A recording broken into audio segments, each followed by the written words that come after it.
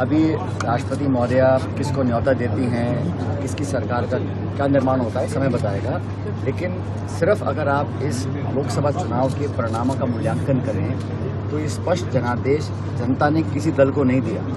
सरकार बनाने के लिए जनता ने खंडित जनादेश दिया है। तो जो भी सरकार बनने जाएगी वो हमेशा मिलीजुली सरकार होगी। पहली बात, जब 303 सांसदों के साथ भाजपा चुनाव लड़ने गई थी तब उन्होंने 370 का क्लेम किया था, 400 गठबंधन का क्लेम किया था।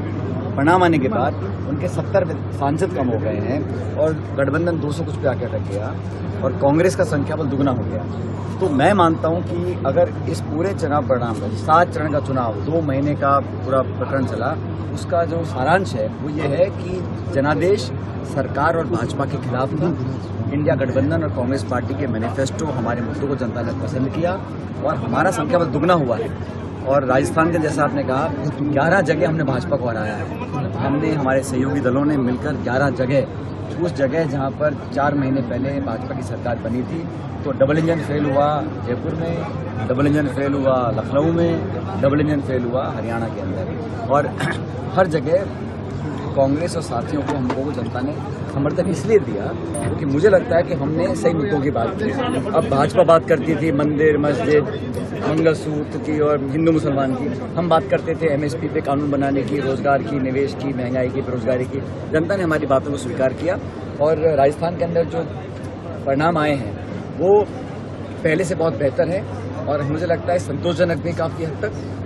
हम उम्मीद करते थे कि हम भाजपा से ज़्यादा सीटें जीतेंगे, लेकिन हमारे उम्मीदवारों का चयन, हमारा चुनाव, हमारा कैंपेन और नेताओं और कार्यकर्ताओं की एकजुटता, इस पूरे राजस्थान के चुनाव का जो श्रेय अगर जाता है किसी को तो हमारी कांग्रेस पार्टी के कार्यकर्ताओं को जाता है, जो भीषण गर्मी में बूथों में डटे रहे, प्रलोभन, दबाव, हर तरह का प्रतिशोध की भावना से सरकार प्रशासन ने काम किया। उसके बावजूद हमको जिताकर भेजा। हमारे सारे उम्मीदवार जीत कर आए हैं, वो सब सदन में बैठकर राजस्थान के हितों के लिए संघर्ष कर रहे हैं। सचिन पायलट जालौर नहीं आए तो क्या उसकी वजह हो सकती है वैभव गहलोत क्या?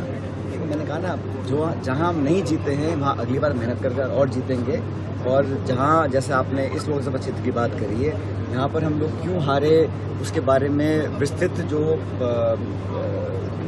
स्टेटमेंट है वो अशोक गहलोत जी बता ही चुके हैं। लेकिन फिर भी मुझे लगता है कि अब मेहनत करेंगे तो जहां हम इस बार नहीं जीत पाए हैं अगली बार वहां भी जीतेंगे। कल आपने कहा था कि उनको कहीं और शिफ्ट करेंगे तो मैंने कहा कि हम सब जो कांग्रेस कार्यकर्ता हैं, हार जीत राजनीति का एक उतार चढ़ाव है, लेकिन ये बात आप मानेंगे कि राजस्थान कांग्रेस के अंदर जो एकजुटता और जो जनता के बीच हम लोगों ने संघर्ष किया 5 महीने के बाद जो उलटफेर जो हुआ है ये संभव नहीं था अगर सब नेता मिलकर काम नहीं करते। और इसका श्रेय मैं तो शुद्ध रूप से कार्यकर्ताओं को देना चाहता हूँ। पूर्व में राजस्थान में जिस तरीके से कांग्रेस ने अपना परचम ले रहा है, मारवाड़ और मेवाड़ में कहीं कहीं कांग्रेस कमजोर दिखाई दे, ऐसे में आप क्या सचिन पायलट ज्यादा मेहनत करेंगे मारवाड़ और? भाई हमने सबने मेहनत करी है और किसी एक व्यक्ति के मेहनत से कोई परिणाम नहीं आते हैं।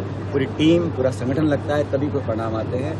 आप सही कह रहे हैं कि जिन शेखावटी है, हनुमानगढ़, गंगानगर है, ईस्टर्न राजस्थान है, वहाँ पर को बेहतर परिणाम मिले। लेकिन बाकी सीटों के अंदर भी जो पहले परिणाम थे 3 लाख, 4 लाख, 5 लाख का जो अंतर था वो बहुत सीमित हो गया है। तो जनता ने कांग्रेस को पूरे राज्य में वोट डाला, ऐसा नहीं। भजनलाल सरकार आम लोगों में एक ऐसी धारणा बनी हुई है कि सचिन पायलट ने पूर्व राजस्थान में बहुत भयंकर मेहनत करी, उसकी वजह से सीटें आई।